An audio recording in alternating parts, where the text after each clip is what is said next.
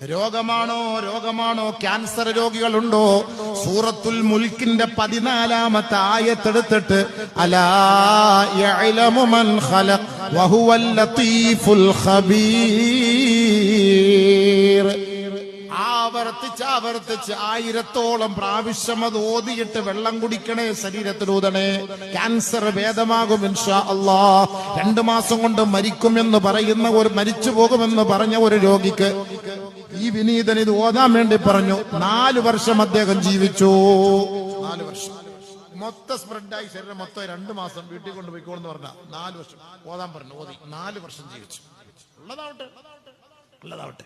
അലാ യഅലമു മൻ ഖലഖ വഹുവൽ ലത്തീഫുൽ ഖബീർ. സൂറത്തുൽ മുൽക്കാണ്. നരകത്തിന്റെ ശിക്ഷയിൽ നിന്ന്, ഖബറിന്റെ ശിക്ഷയിൽ നിന്ന് രക്ഷ വേണോ? രാത്രി ഉറങ്ങാൻ കിടക്കുമ്പോ സൂറത്തുൽ മുൽക്ക്